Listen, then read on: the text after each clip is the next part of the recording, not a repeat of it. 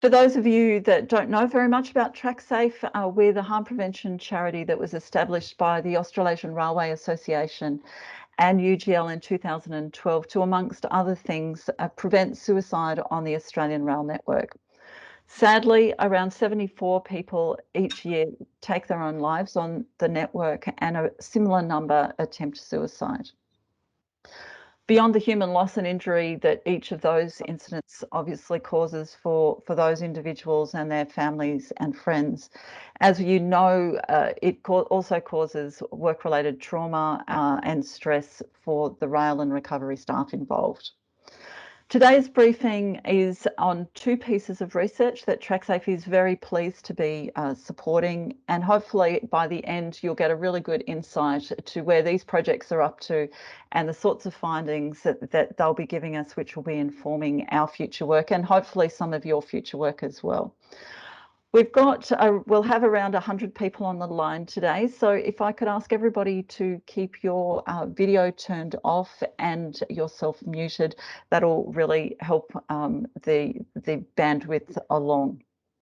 Each presentation we have is around 20 minutes, and we'll have about 15 minutes Q&A at the end of each presentation. Please post any questions that you may have. So we've got plenty of time for questions. So please put your questions in the comments box as the presentation's going along, and I'll pose them to our presenters at the end of each presentation. You'll also see that today's presentation is being recorded, and we'll be making that available to people who aren't able to attend in a few days' time. And just a reminder that if any of today's discussion triggers any issues for you, please reach out to your family, your friends, your colleagues, your employment assistance program or Lifeline on 13 11 14. I'd like to introduce the first of today's speakers. Professor Jane Pirkis, who we've got on the screen today, is the Director of the Centre for Mental Health at the University of Melbourne. Jane's worked in the field of suicide prevention for more than a couple of decades and is best known for her work on suicide and the media. More recently, she's been extending her research interest into looking at preventing suicide in public places. Dr. Angela Clapperton works with Jane at the University of Melbourne, and Jane's really leading a lot of this work on suicide in public places. Angela really adds a lot of experience in data analysis and reading trends and interpreting large data sets. So Jane and Angela, I'll pass over to you. So we've got a presentation for around 20 minutes. Please start putting your questions as you're going through into the comments box, and we'll come to them in the Q&A session when Jane's finished. Jane. Great, thank you, Heather. Thanks for that introduction, and hello, everybody. I'm just going to share my screen. Are people able to see that? I'm hoping so. So I'm going to be talking about a project that we've been working on, and as Heather said, when I say we, I give absolute masses of credit to Angela, who's here today, who is responsible for leading the work on the ground. So we've got a project that's all about preventing suicide in public places, and it has a strong emphasis on preventing suicide in the rail environment. I can't seem to... Sorry, I'm a Zoom girl, not a Teams girl. I can't work Teams. So as I said, it's part of a broader program of work that's on preventing suicide in public places, and that project is aiming to expand the evidence base on what might be effective in terms of preventing suicide in public places, including on rail networks. And I guess the idea is not that we want to do this ivory tower research in universities. We want to make sure that what we're doing is useful to policymakers, industry representatives, communities and other stakeholders. We've got a number of partners on the project who are absolutely fantastic, including TrackSAFE, as you can see there, and including also other stakeholders who have an interest in road and road suicide, plus a number of other organisations. So what I'm going to talk about today is a bit of descriptive data on rail suicides, And then I'm going to talk about the evidence for the effectiveness of 3 rail-related interventions. 2 are particularly rail-related. The third could be applied to rail. So the first of those is level crossing removal. The second is installation of fencing. And the third is signs to encourage help seeking. And then I'll just talk a little bit about where we're going to next. Sorry, my arrow keys don't seem to work. So this is the descriptive data on rail suicides. So you can see here, oh, you can't see here because I can't work it, that between 2002 and 2017, there were 1,123 rail suicides in Australia, which represents about 3% of all suicides. So some people might say, well, that's a fairly small proportion of all suicides, whereas we say, kind of what Heather said at the beginning, actually, that we're particularly concerned about rail suicides because of the impact they have on other people, not just the family and friends of the person who's died, but also train drivers, other witnesses who might be around at the time. So we're particularly concerned about rail suicides.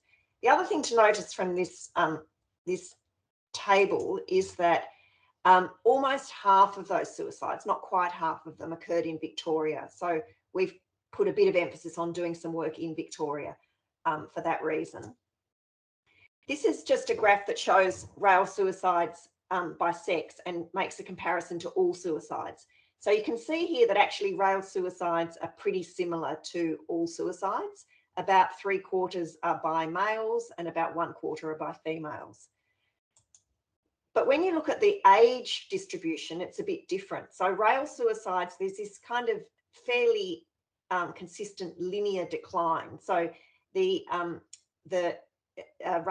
quarter of rail suicides are by people under the age of 25, and it drops off as you get into the older age groups. Whereas if you look at the profile of suicides by age for all suicides, it's much more of a curve. So the majority of suicides are in that middle-aged group. We've also done some work. As I said, this project is more broadly about suicide in public places. So we've also looked at whether there are differences between rail suicides and suicides that occur in other public places, again, using data from that 2002 to 2017 period.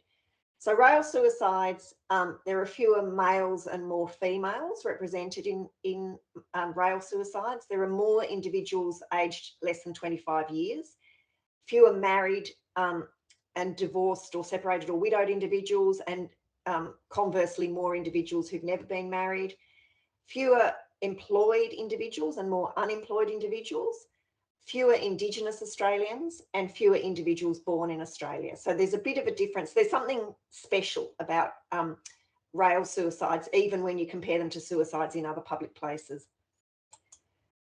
So we've also looked at the location of rail suicides in Australia. This is for a shorter period, but if you look at this table, you can see that in New South Wales and Queensland, the majority of rail suicides occur at stations, whereas if you look at Victoria, Western Australia and South Australia, the majority occur on open track.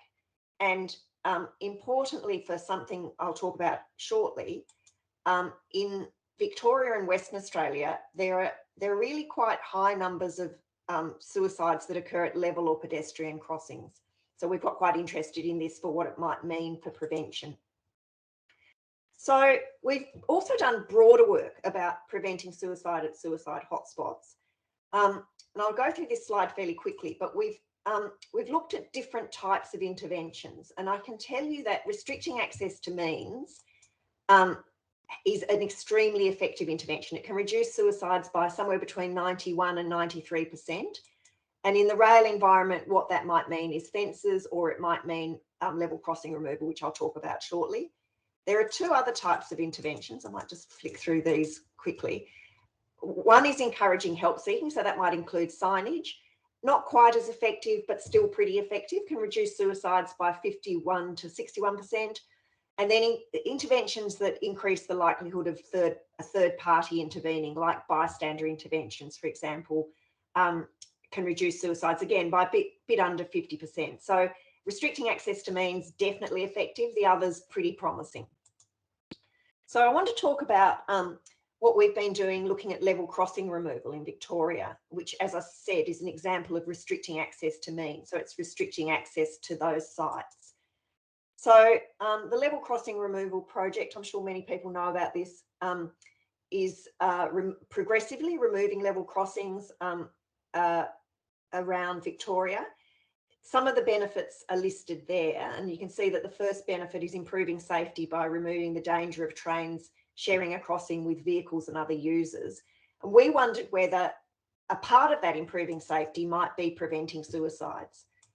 So we identified 41 sites where a level crossing was removed, and then we were able to determine the location and the date at which that happened.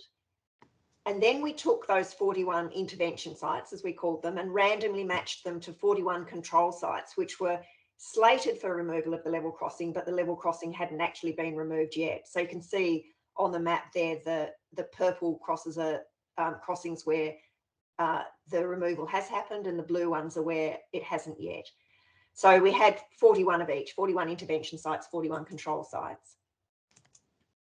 So this is a way of sort of graphically describing what we did with each site. So if you imagine this is pairs of sites, so one intervention and one control site, we looked at the date at which the crossing was removed at the intervention site.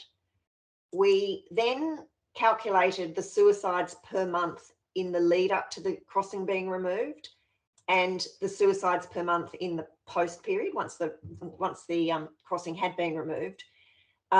And we did the same for the control site. So exactly the same time period for each pair. And the other thing we did was look at suicides within a 500 metre radius of each site, and also in a 1,000 metre radius, a kilometre radius. So that just shows you what we did. And the findings were we were quite surprised, but pleasantly surprised. So you can see just by eyeballing these graphs that it looks like there's a much more significant reduction in suicides per month. So this is a 500 metre radius for the intervention sites compared with the control sites. And in fact, it was a statistically significant reduction of 68%. So that's pretty compelling, I think. And when we looked at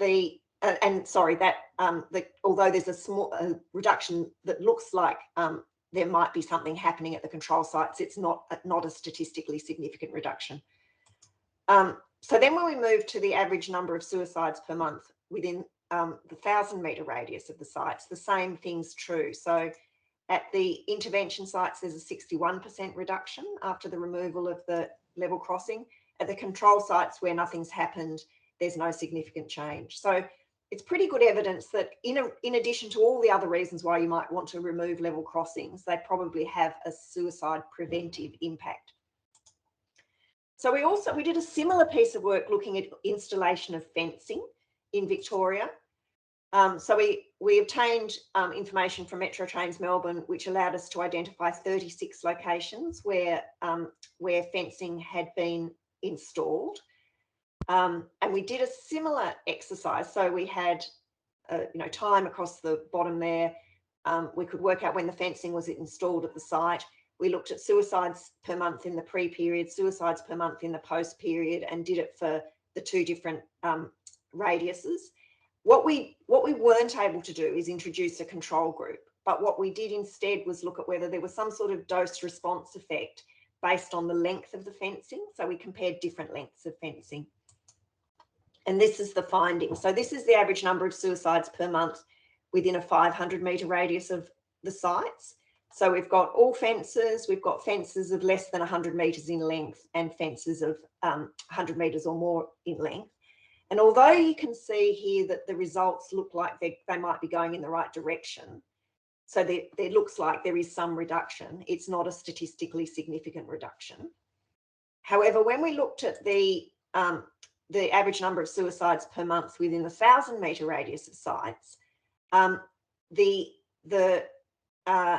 the longer fencing was associated with a significant reduction, a 57% reduction in suicide. So that's positive. And I think the way we're interpreting that is that fencing can be beneficial as well, but probably is only useful as a suicide prevention measure if the fences are fairly long. If they're really quite short, it probably doesn't have any impact. So the third intervention that we've been looking at is signs to encourage help seeking, which is often used because, well, not only because, but it's a much cheaper form of intervention than some of the interventions that are about restricting access to means. Sometimes signs are put up in conjunction with other interventions, obviously. So we've done some work. We did some work in the past. So we evaluated the Pause, Call, Be Heard campaign, which people will know about, I'm sure, which was run at 10 Victorian stations at the time. And the evaluation showed that people definitely noticed the signs, they engaged with the campaign, and it was associated with positive changes in their likelihood of seeking help, and actually, in fact, in their seeking help. What we've been doing currently is some qualitative interviews with people with lived experience of suicide to get a better handle on what kind of messaging on signs might be useful. Because as you can imagine, there's all sorts of different ways to present a sign.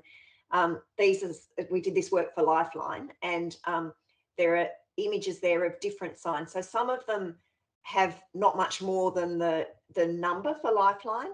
Some of them have messages of hope. So we were interested to know what people with lived experience of suicide thought about what might be useful in signage, partly so we could help Lifeline think through what they might do about their signs in the future.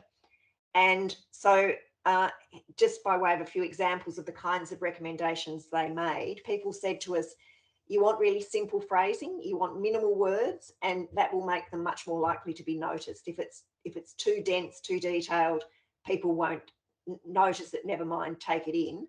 And also they noted that signs with ambiguous messages, so kind of more general safety messages, might be misunderstood or misinterpreted. So we thought that was quite interesting, and Lifeline's continued to work on that and is thinking through what some of their future signage might look like. Oh, sorry, I'm doing it again.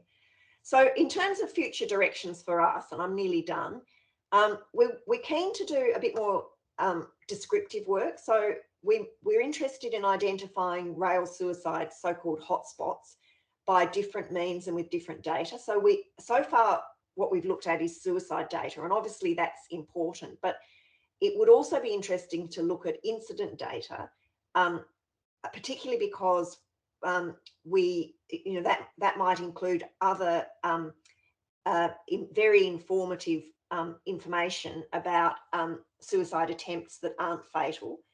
And we're also interested, as Byron will be talking about this in a minute, in examining people's behaviours immediately prior to suicide. So what they do prior to jumping onto the track, what they do when they're on the track, whether they're wandering or running or looking ambivalent beforehand.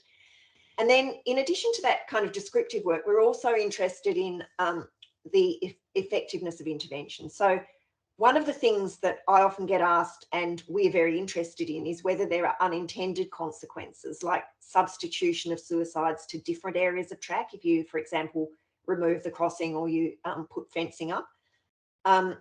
We're also interested in the effectiveness of other types of interventions. So I mentioned bystander training, bystander interventions before, and training bystanders is an interesting way of intervening.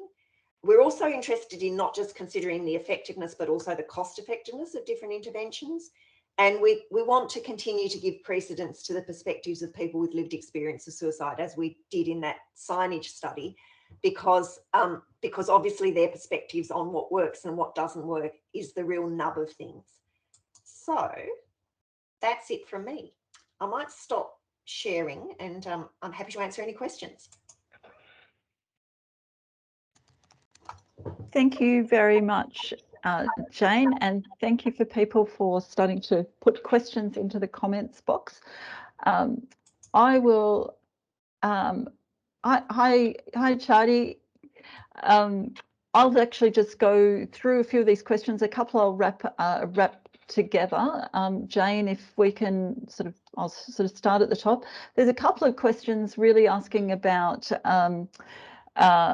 correlation and causation in terms of level crossing removals, and the same goes for fencing. So can you just talk a little bit about your sure. comments about correlation versus causation, and I suppose thrown into that mix other factors that may have influenced the incidents in those locations as well? Yeah, sure. So I'm not sure who's asked the question, but you're absolutely correct. We have to be careful not to attribute causality where it might just be correlation. I guess what we'd say, particularly with the level crossing work, is that the evidence for causation gets stronger if you have a control group where no change is observed. So that was why we were quite pleased to be able to do the thing of matching the intervention sites to the control sites. So it's imperfect. It's the real world. It's always going to be imperfect in the real world. But I think it is quite persuasive that there was no change at the control sites, whereas there was at the intervention sites. Thanks, Jane. A couple of questions about sort of fencing height and design. Are those things that you have looked at in restricting access to means? And sorry, just before you answer, Dean, could I just ask you to turn off your camera just to help everybody's bandwidth coming through, because we've got a lot of people on the line. It's good to see you, but I'll catch up with you at another time with face-to-face. Sorry, Jane. Fencing design. Design and height is very important. Height and length obviously are both important in this context. I should ask Ange to join me actually, because she may have a bit more detail on this. We've certainly looked at the height of fencing in other instances. So we've looked at the height of barriers on bridges, for example, and also the design. So for instance, on bridges, the conventional wisdom is that the barriers should be curved inwards, so that someone who it's difficult to climb over the barrier, but if you do get over the barrier, it's easy to get back. But that doesn't necessarily make sense in the rail environment, although there are obviously design things that might be considered. As far as the height of these fences go, I'm not sure that we did have information on that, but Ange will be able to correct me. Yeah, we didn't have, we only had the length. Yeah. Yeah, but it is obviously something we would like to look at. Yeah. There was another question that perhaps you've just got a bit of a feel for about how much of the Victorian or Melbourne network is fenced. I mean, my response is unfenced. My understanding is a lot of it is unfenced, but do you have a more precise number than a lot? I don't think we have a precise number, but a lot is correct. Yeah. Another question about the impacts of speed of trains on incidents, and obviously the whether somebody is injured or it becomes a fatal incident. Yeah. Speed obviously has an effect, which also means that the sites are important, because obviously there's trains are likely to be going faster at some spots than others.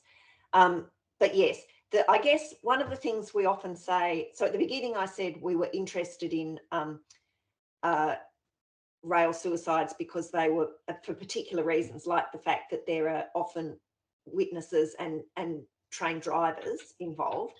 But another reason that we're interested is that as a means of suicide, rail suicide has quite a high case fatality rate. So there are proportionally a lot of fatal incidents. Just thinking about some of the level crossings that were removed that you looked at in Victoria, there's a question about some of those level crossings, and particularly the pedestrian component, and whether they had gates and automatic gates in there. Do you have any information on how much of it was open, really open, or how much actually had some barriers? I don't think we do, but again, I'm going to get Ange to reappear on the screen and just correct me if I'm wrong. No, you're right. We in Victoria, some of them have been raised. The level crossing has meant that the track's been raised above the ground, and some have gone under. So it was something I was thinking about, whether we might, have a look at whether there's been a different effectiveness depending, especially when there's more level crossings that have been removed as they are progressively removed. But I don't know the detail about the safety gates, but we could try and find that out. Okay, thanks, Ange. We do have a question looking at sort of cost effectiveness and cost benefit impact, but in fact I might just hold that question until Byron talks, because he's going to speak specifically about cost benefit and analysis. So Byron, if you want to just make a note about that. There's a question about defensive planting using vegetation rather than fencing. Got any comments about its effectiveness be in a rail environment or elsewhere? It's a very good question. To be honest, I haven't seen anything about that in all of the stuff that we've done a lot of studies ourselves. We've reviewed lots of studies. I haven't seen any studies looking at the effectiveness of that. It's an interesting idea, and it's one of the things that often is a barrier to restricting access to means is that people talk about whatever the way that is used to restrict access can mar the beauty of the site. People talk about this particularly with bridges, and often this is why communities are not so keen to have barriers on bridges. So I can imagine translating that to the rail environment. If you could show that that sort of thing was more at the defensive planting was more was effective and as effective as fencing, then perhaps you might go with that for aesthetic reasons. Thanks. I know that in some beach and cliff locations, various organisations have also looked at planting, but interesting you're saying that there's not a lot of research that's been done on that as a barrier. Yes, I haven't seen any, but it's a very good question. A couple of comments on vegetation just coming through. One is that there is some work on the use of vegetation in the rail environment in the UK, so that might be something that we will follow. Up, and also that one of the downsides of using vegetation as a barrier in a rail environment is because of other hazards that it can cause in terms of fire, concealment, waste, etc. We've got a question about CCTV, and I'll hold that one as well because Byron will talk a little bit about CCTV in his presentation.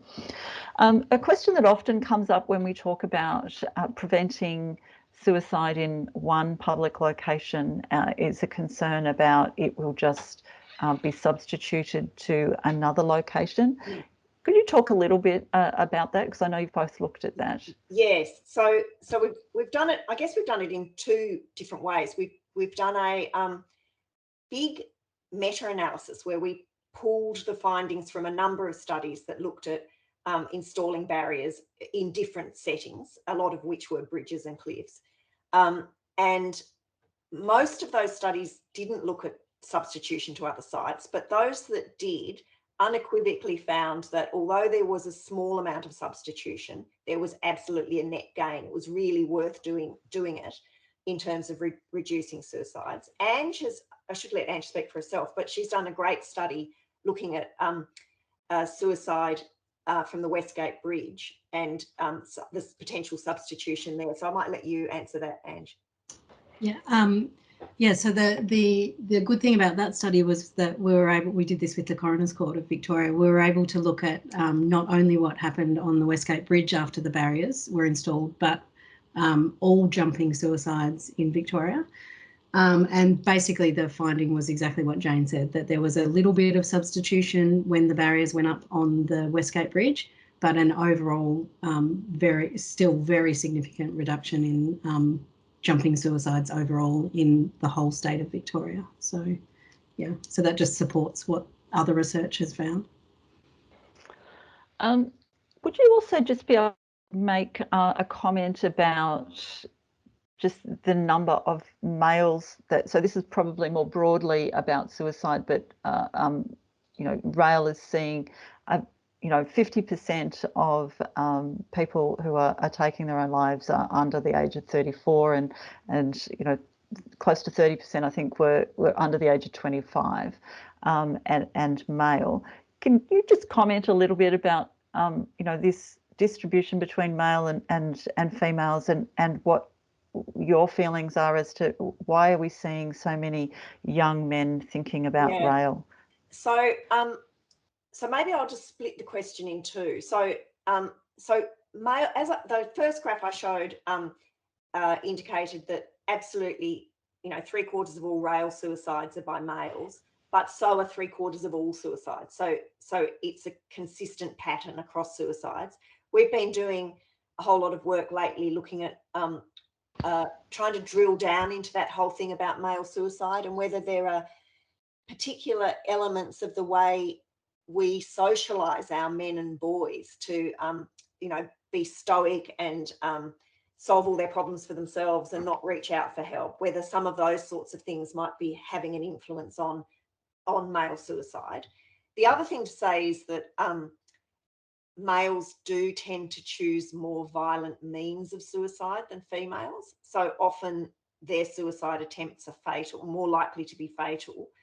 And maybe that, so there's a means thing in them, a mechanism of suicide.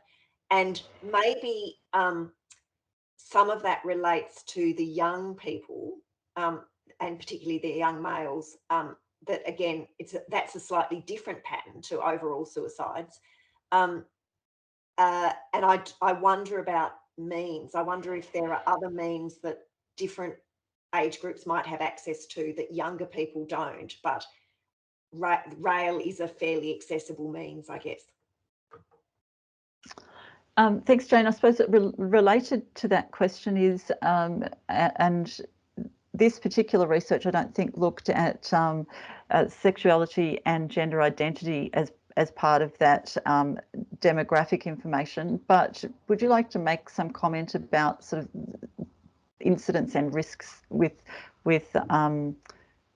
gender identity, or people who are identifying differently? Yeah, so our research hasn't looked at that, but my understanding from the broader research is that certainly people, that particular gender identities, I guess, are associated with higher levels of suicide than in the general population. And there's all sorts of work that's been done looking at why that might be the case. And, you know, I guess a lot of the reasons are probably not surprising to anyone. There's issues to do with stigma and bullying and all sorts of things like that that might make some of those risk factors for suicide really be heightened. Thanks, Jane. And we've just got another comment which is talking about the use of vegetation. It's also been used quite widely in the US, particularly where local authorities don't like the look of fencing, or the cost is too high. It's very interesting that people are saying that it's become quite commonplace, because which is great, but it's interesting that unless we've really missed something, we haven't seen much evidence of it being tested as an intervention. But again, obviously there are lots of other reasons why you would do it. I think, Jane, we might thank you very much, and too, for giving everybody a little fast snippet through a few years' work. And I'm sure everyone will agree it's got some really positive findings. You know, we'd really like to see more fencing in more locations, and you've given us some really good indicators as to the length of some of that fencing in order to make a difference. And of course, level crossings, there's lots of reasons why we might want to remove those, and I think you've just, as you said, given another benefit to actually removing level crossings, and hopefully that'll be of use to state governments. But thank you very much, Jane and Ange, and we might move on to our second presentation with Professor Byron Keating. And if Byron, you wouldn't mind popping up on the screen. And I suppose just as a final word, we've got Ian Stevens formerly from Network Rail in the UK, and he's made the comment that in the UK, well, at Network Rail, they've moved away from using vegetation because they weren't able to prove its value, which I think is what Jane was just saying. But it might be an area that we need to look at for the future. So Byron, thank you very much for being with us today. So Byron is a Professor of Marketing and Technology at Queensland University of Technology, and his research looks at the transformative role that technology can play in supporting design and implementation of an improvement to complex systems. In recent years, he's been actually applying that thinking to suicide prevention in public places. So Byron's presentation will be followed with some time for questions. So please keep your questions coming through, and we'll see if we can make our way through it. And we'll also try and wrap up all of these ideas and concepts and include it together with the presentations following with the recording. So we'll follow up. Byron, I'll hand over to you. Fantastic. Thanks very much, Heather.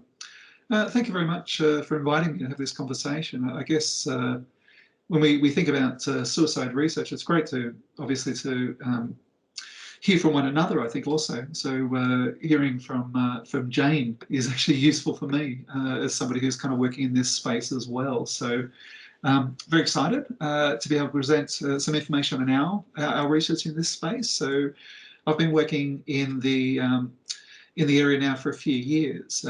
As Heather mentioned, my background's really in complex service systems and understand the role that technology plays. And I don't think there are many more complex service systems than an operational environment like a rail context, and in particular the situation of suicide. So this project, there are a number of partners.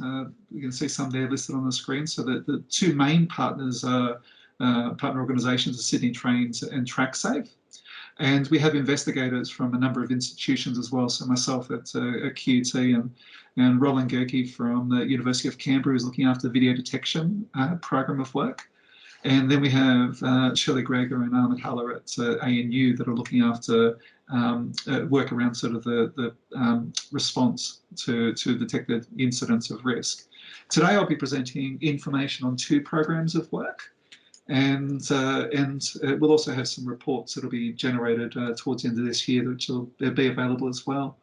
So in terms of the project, the focus, as I said, of this work is very much around understanding and detecting risk, railway suicide risk, and in particular focusing on our ability to be able to respond where an incident or a risk incident has been identified. And we're doing that in the first instance by looking at information systems for detection of such incidents, and then how to communicate that information through to operations staff so they can actually make more informed, more timely decisions. And in addition to that, we understand that CCTV, while valuable, is only one source of information about a risk incident. So quite often the research we've done within our team suggests that the majority of incidents are brought to the attention of monitoring staff using by bystanders, by people in the field that sort of observe something which is untoward or a little bit risky, and they kind of bring that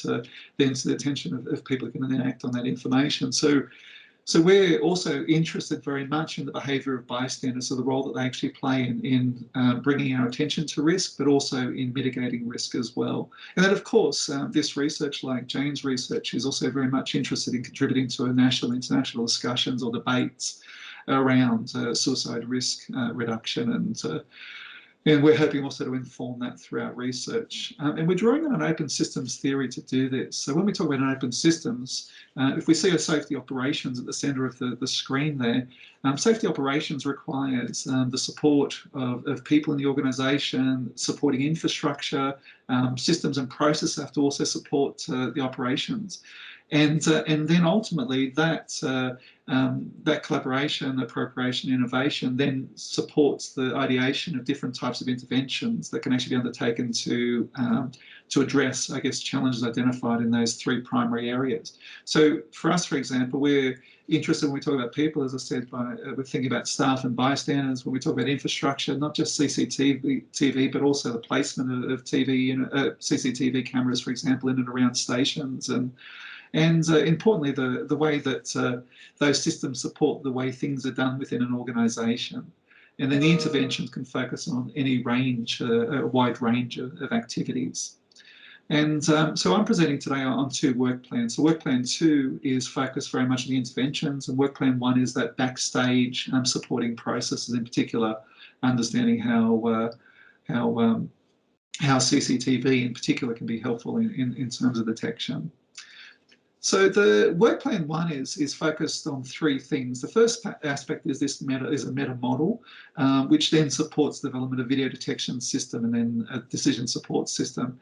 So when we talk about a meta model, what I'm really talking about is a model that is used to think about the different sources of evidence or data that can actually inform the way we think about risk, and then ultimately how we actually respond to that risk.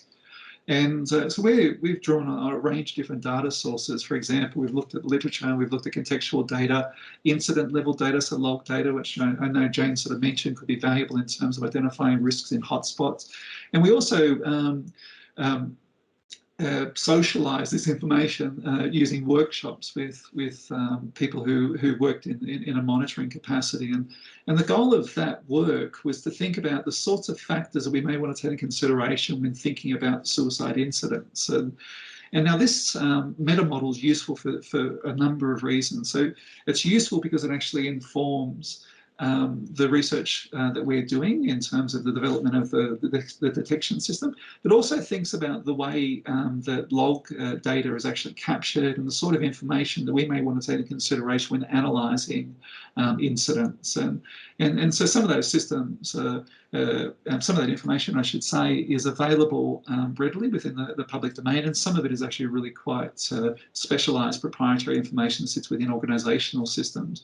I guess one of the challenges we have is when we move across jurisdictions in Australia, the different jurisdictions capture different types of data, and even the regulator obviously utilises or relies upon that data to inform their decision making. The coroner relies upon that information to inform the decision maker, and emergency services rely upon that information to inform their decisions.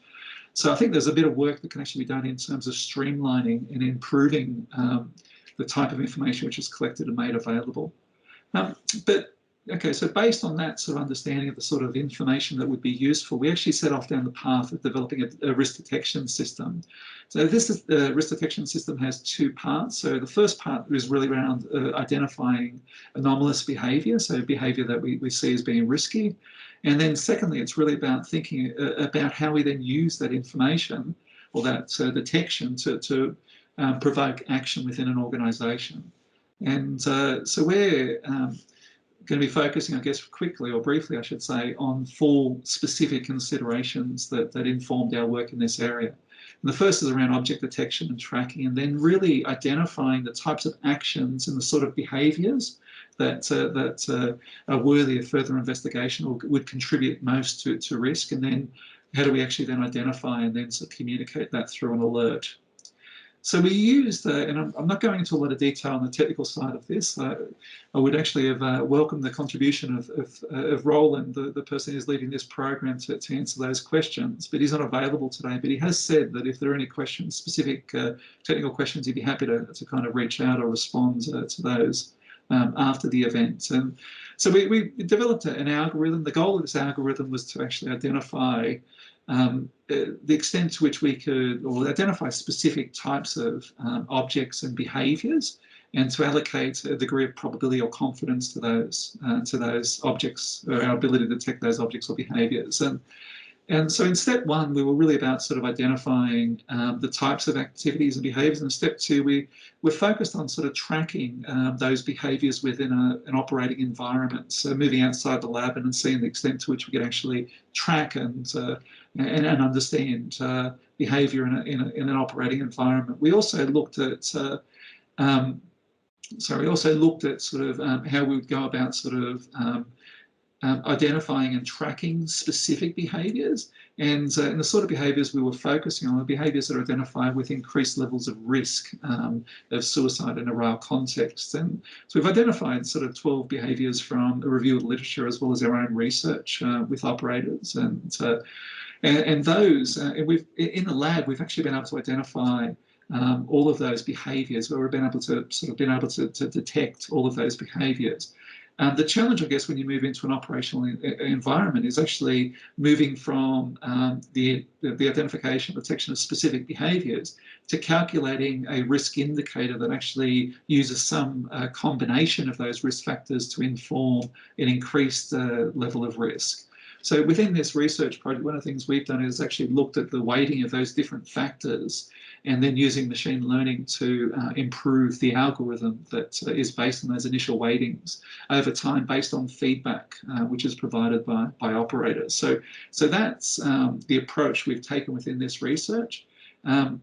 The initial seed weights came from research we actually did with operators, with people who work in a security monitoring context at Sydney Trains, and that helped us to actually think about sort of the importance and which sort of behaviours, although present in literature, weren't that helpful in terms of identifying actual risk. And so from that work, we've identified a number of challenges, and the first, I guess, challenge is this idea of what's an acceptable threshold to provoke or prompt an alert, and then sort of the issues associated with the data itself and resolution of the cameras, and even the location of cameras. Quite often these cameras are placed not for the purpose of detecting suicide risk, but for other reasons and other security reasons. And so some of the challenges, I guess, in this work is not just being able to detect certain behaviours in a lab, but then coming up with practical solutions that will enable operators, like Sydney Trains, for example, to be able to employ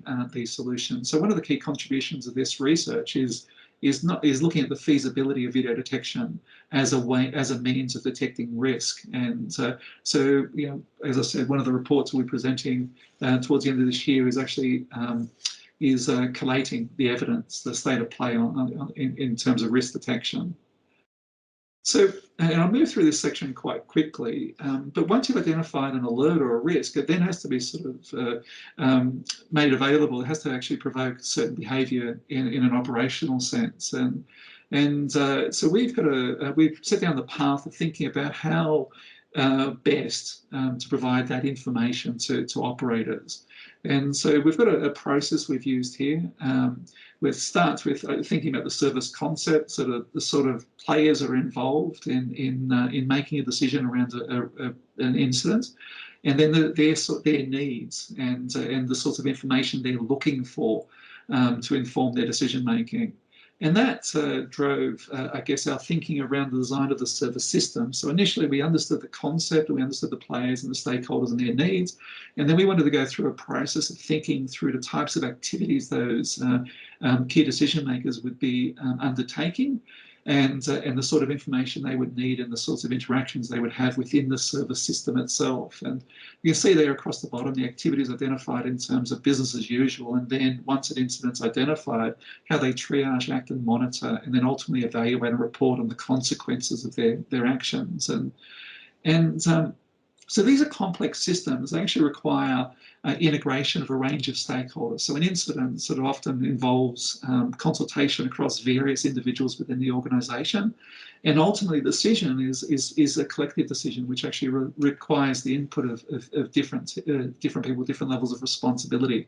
Also requires interaction, communication with a range of backstage functions and systems, and as well as contributing to those systems. And so through this process, by articulating and documenting the way the information is collated and used and the way decisions are taken, we're able to actually then move into a process of thinking about how the encounter with the decision support system would improve, could be improved. And so in our workshops, we identified essential information and operational considerations.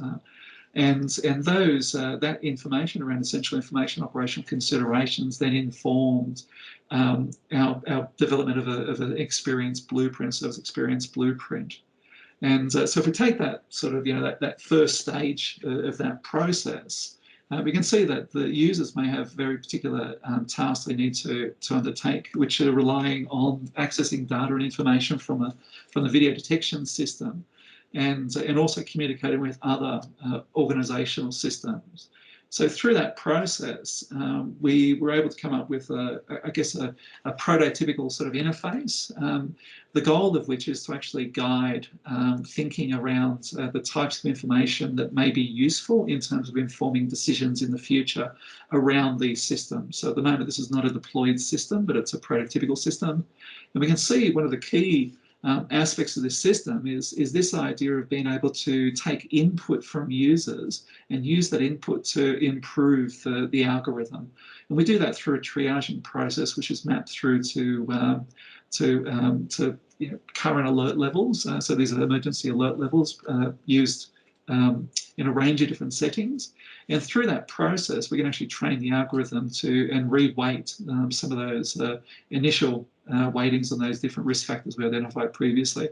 Another value of this type of system is that depending on the level of urgency, you can actually automate some of the processes that need to be undertaken once an incident's identified and triaged as being a certain or expected risk level, for instance, which is quite useful, I guess, because one of the challenges, I guess, is to reduce lag time in terms of decision making around some of these issues. So that's the first program. As I said previously, we'll provide a fairly comprehensive report which actually outlines some of the challenges associated with development of such systems and the deployment of such systems. In the second work plan, we're actually looking specifically at the role of bystanders and actually how to encourage them. And we also have an additional piece of work we undertook for Sydney Trains around economic analysis. So focusing on bystanders, I think it might be interesting just to ask the question of why initially. And in Jane's presentation, she talked about signage and how that can be used to influence, for example, people with suicidal ideation. In our case, we're actually interested in actually engaging bystanders, as I said previously, to help to identify as well as to alert risk when present in an environment. And I guess one of the challenges, I guess, with dealing directly with people with suicidal ideation is this kind of emotion, sort of rational sort of seesaw that many may be familiar with. And the challenge, I guess, is that often it's hard to engage people who are highly emotive in a rational way and getting them to make decisions that actually that may be in their best interest, but their emotions may be overriding the amygdala sort of hijack, the neuroscientists call it. So we're actually hoping to engage bystanders because they are often quite managed and not as emotive, and therefore much better positioned to actually be able to assess risk and actually act on that. And so the framework we've developed within this research to inform the work we're doing on the bystander intervention space is the CARE framework. And this framework's informed by construal level theory, which is this so within the bystander intervention space, there's an effect called the bystander effect, which is related to the challenges associated with getting bystanders to act. And one of the key challenges is overcoming psychological distance, this idea that that somebody else is responsible, somebody else is more able, somebody else is more capable, the issue is not really present, or the degree of risk perception is lower than is actually the case. And so this framework is really about understanding and actually driving effective bystander response, and it's about improving concern, awareness, readiness, and engagement. And the first two areas are really about enhancing empathy and improving knowledge, and the latter two around self-efficacy and psychological distance. So the goal is to enhance preparedness and remove barriers to action, and the ordering of these considerations is also informed by consumer behaviour theory and hierarchy effects in terms of people's response to different types of media and communications. So we have three primary types of interventions that we're exploring as part of this program of work. So the first type are organisational interventions. In this case, it's gatekeeper training programs. And we've got an image on the screen there which shows, for instance, some of the key, well, actually, within those circles, there are information that pops up which actually helps people to understand some of the key considerations that map through to concern, awareness, readiness, and engagement. So, so this training program we've actually done some preliminary testing of, and we've been testing the effectiveness of this approach. So the expanded approach to training using different types of outcomes, and in particular looking at outcomes around helping attitude and risk detection.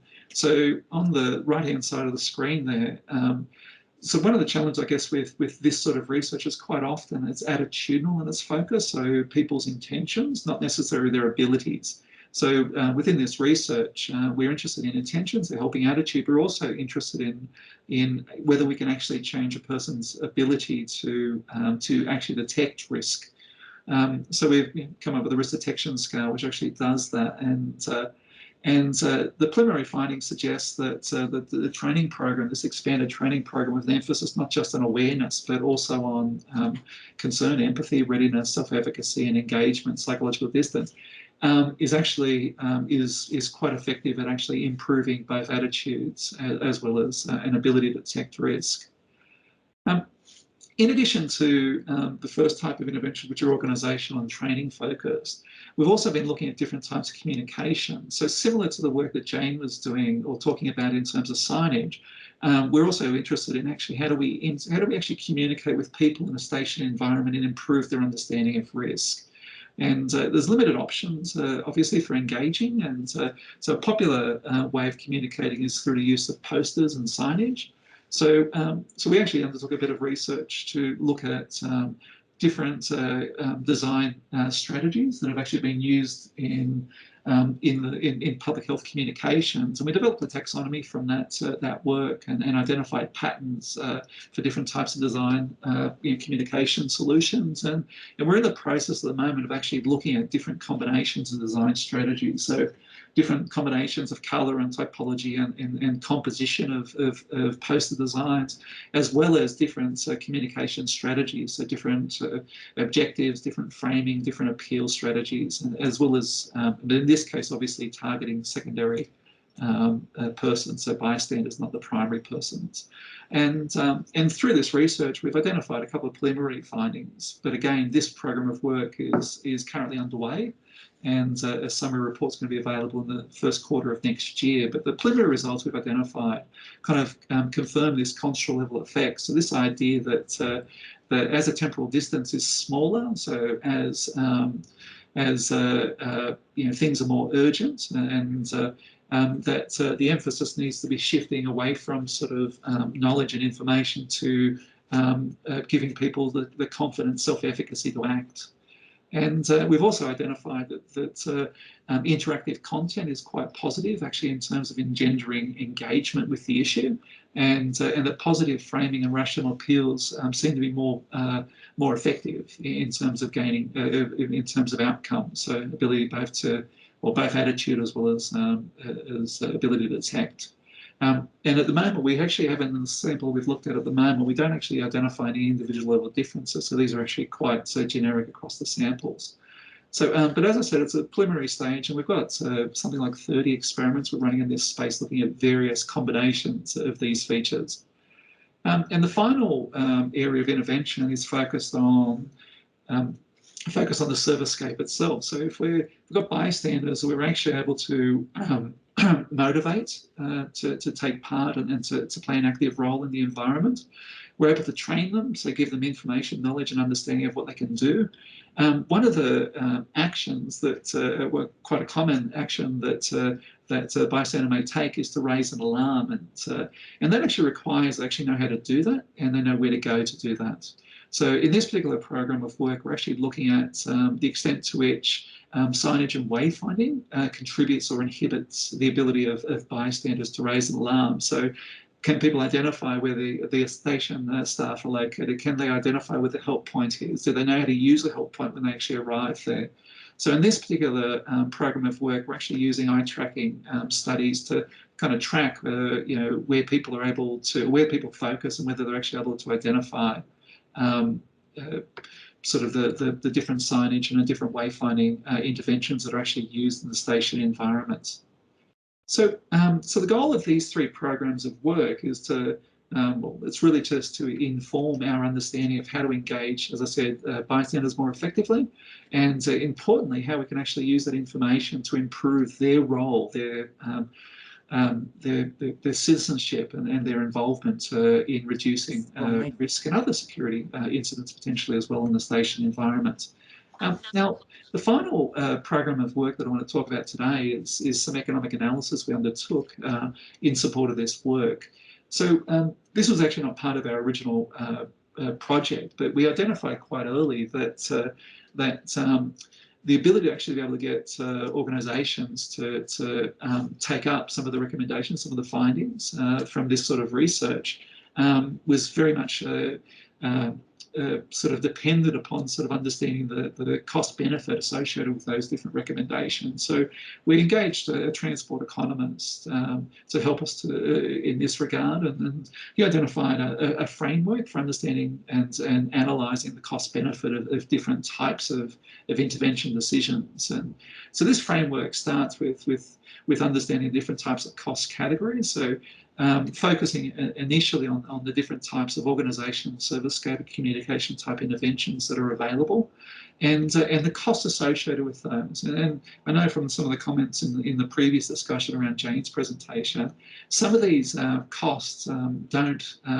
You know, for example, fencing, for instance, doesn't sort of, it's not only about sort of suicide, but so in this model, we utilise an allocation factor as a way of actually distinguishing the extent to which a particular type of intervention is specifically relevant to suicide reduction. Cameron Gordon, the gentleman that helped us to develop this model, also then looked at the types of benefits, and we talked about sort of, I guess, scope 1, scope 2, and scope 3 benefits. So thinking about immediate operational benefits, then moving into sort of beyond operational, but also thinking about the impact on others within the environment, and then ultimately wider economic costs. And so in this model, the data or some of the assumptions that sit behind this were drawn developed in consultation with transport economists at Sydney Trains as well, Transport for New South Wales as well.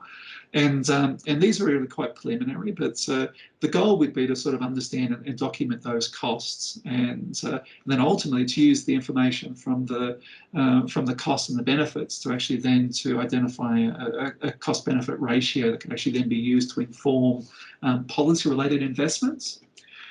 Now, at this stage, this research is very much around thinking about the sorts of costs, documenting, codifying those as best we can, thinking about the sort of benefits that are available and the scope of those benefits. The next phase is actually to populate this model with real-world data, and the challenge, I guess, for us is to get enough of that sort of type of incident data to then be able to develop a model that can actually apply across contexts, as well as look at different types of incidents and different levels of benefit.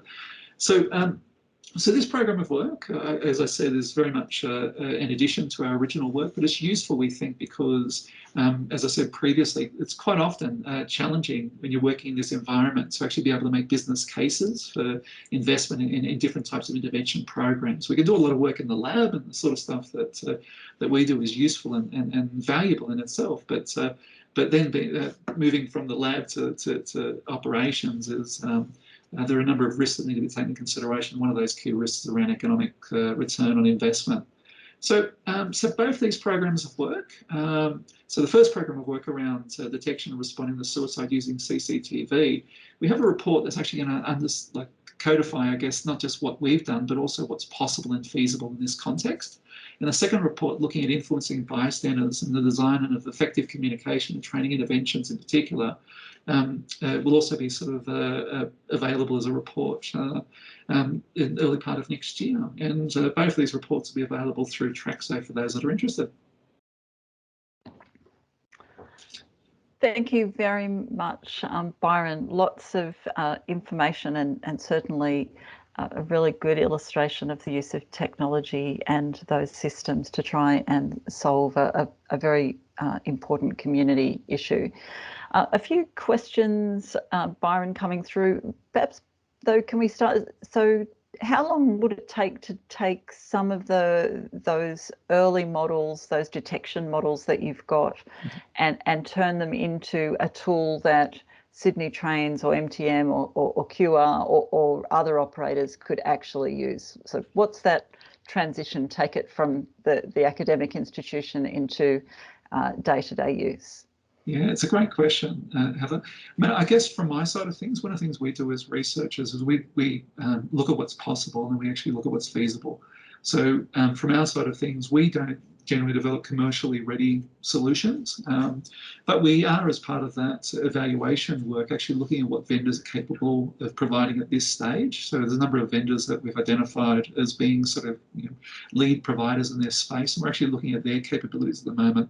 And the goal would be to sort of inform them in terms of what's, I guess, the type of detection algorithms that could work and the types of behaviours to focus on, and then to sort of work with those vendors to then support the operators to employ a solution that actually works for them.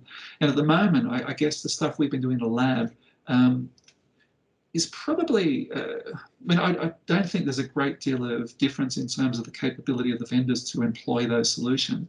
I think the challenge is going to be the extent to which we're able to mitigate, for example, false positives. So we have a solution now, we know it works. But if we were to deploy that solution now in the field, the challenge would be that the system would generate a great deal of false positives, the cost of which would be time and attention from the people that actually should be potentially focusing on other things. And then ultimately, the challenge would be the ability to actually be able to keep those people engaged in the process moving forward.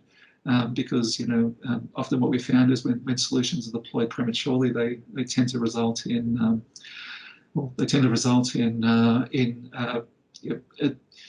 a lower, I guess, intention to sort of participate in the future. So I guess what I'm trying to sort of say is it's a balancing act.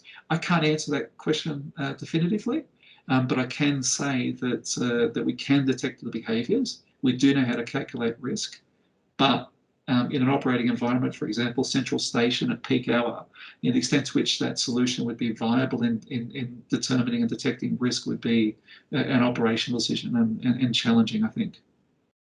So quite a bit more work in that sort of space to turn it, to take it into that real work, real live environment.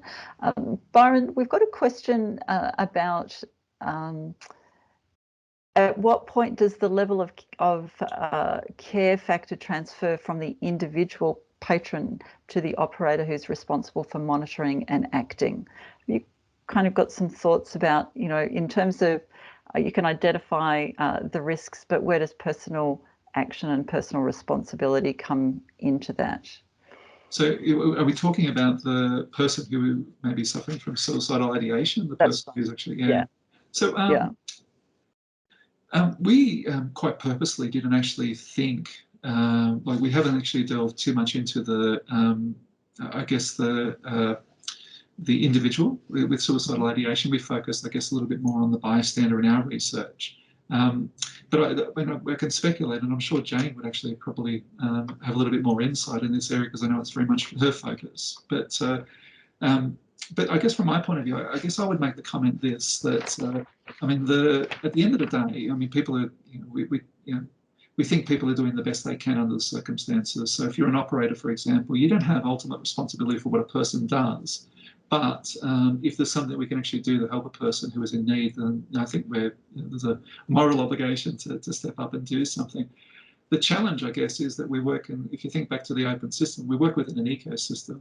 That responsibility is shared not just by the operators who have responsibility for observing and monitoring and responding, but also by others within the community who also have some obligation, some responsibility for ensuring that the community in which we live is safe and free of harm. So I guess I can't really answer the question to sort of say one person is more or less responsible. I think operators have a very particular type of responsibility, and that we're trying to, I guess we're trying to help them to execute that responsibility a little bit more efficiently, we would hope, and ultimately also providing training so they kind of understand the context in which that decision needs to be made, and ultimately are actually able to do that as best they can, and also to support them, obviously, because these operators are also, we have these systems that actually bring their attention to these incidents more efficiently, which means they're seeing a lot more of these incidents potentially, or things that could actually be deemed as and that would actually have a psychological risk associated for them. So, I mean, it's a very complex sort of issue, and I think one of the challenges, I guess, is managing some of those complexities and considering the various actors and importantly, sort of how to sort of ensure that everyone's supported and as best we can, how we can work together to reduce the incidence of suicide. We've got a question just in terms of the design of or the algorithm training process. To what degree have you involved subject matter experts from the sort of suicide prevention space, like clinical psychologists and others, as well as those people that are involved in identifying at-risk behaviours in a security in the security intelligence parts of operators? Well, we've worked very closely with the security monitoring teams at Sydney Trains. So almost all of the work we've done, so the initial sort of risk factor, sort of identifying the importance of different risk factors, we did with them. Looking at sort of how to use that information to support the decision-making, the decisions they need to make, we did that work with them in consultation with them. We also utilised, and I guess from our point of view, we're trying to develop a system which is to aid a particular set of users. So they were very much our focus, I guess, in terms of systems development work. The question of clinical psychologists, so we actually had clinical psychologists and organisational psychologists involved in our research team. And I guess that from our point of view, and particularly around sort of issues associated with the physiological indicators of suicide, for example, or suicide risk, that was very helpful to have them involved in the early phase. In terms of what to do, I guess once an incident's identified or identified as being risky, it goes from, I guess, being a clinical issue, I think, to being an operational issue, and that's the challenge, I guess, is to triage that information. And and this is one of the things I hope I emphasised, but I'll repeat now. I guess one of the challenges, I guess, here is not coming out with a system that tells people what to do, but coming out with systems that actually involve people in making better decisions. So in terms of the algorithm training, that's the process we're focused on. We're very focused on actually that triaging and the improvement of the machine learning through reflection from experts who actually sit in the field, rather than, as I said, an automated system which works in isolation. I mean, I don't think that would be helpful at all. But yeah, I can see, Jim, and hope that answers your question. But yeah, from our point of view, we wouldn't have been able to do what we've done without the active involvement of Mark and Mark Edmonds and Gary Bevan and the security team over at Sydney Trains.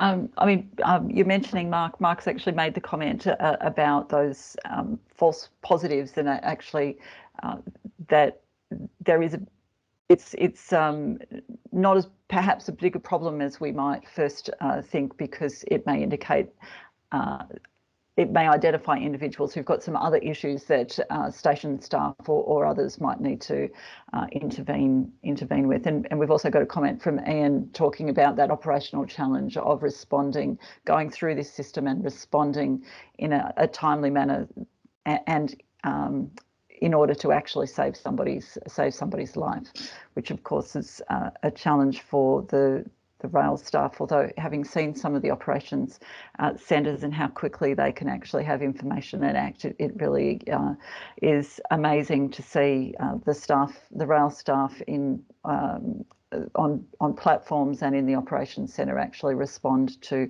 particular issues at people in need. Sorry, just if I could just respond to that quickly. I guess, so Ian's comment about sort of responding in a timely way. So I guess one of the things that motivated this research initially is, if you look at city trains, for example, 150 stations, 12,000 cameras. So the statistical likelihood that somebody was actually viewing a camera in the lead up to an incident is actually highly unlikely. So the challenge that we were trying to address, I guess, in terms of the video detection system was actually drawing attention to the right camera in the lead up to an event. Now, Ian's spot on. I mean, the challenge, I guess, is the time frame from detection to action can sometimes be really quite small. And in the worst case scenario is that a person's determined and arrives at the station and the warning is minimal in the lead up to an event. Now, in those situations, I guess any detection system is going to be limited actually in terms of its ability to be able to provide useful information. The challenge, I guess, is that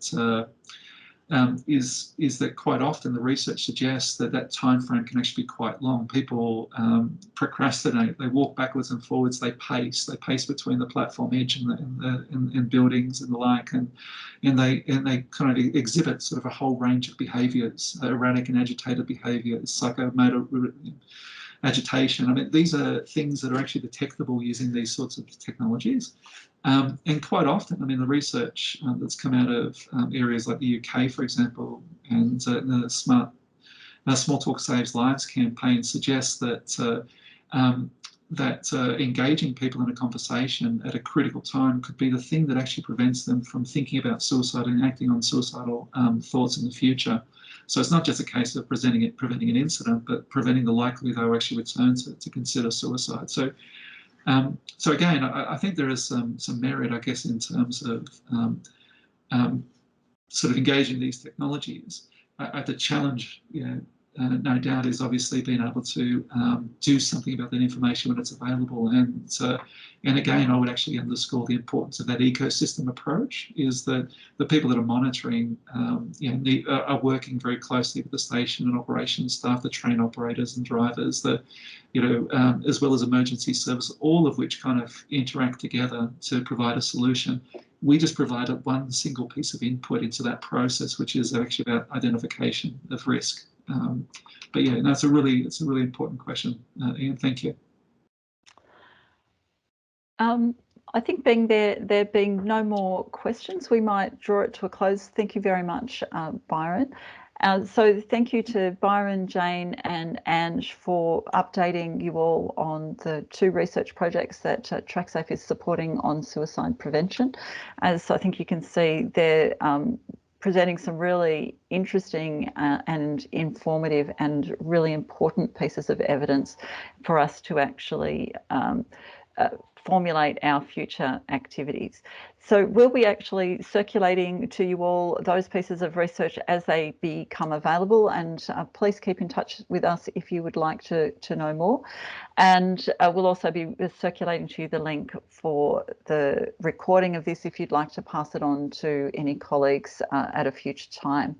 So thank you all again for joining us, and good afternoon.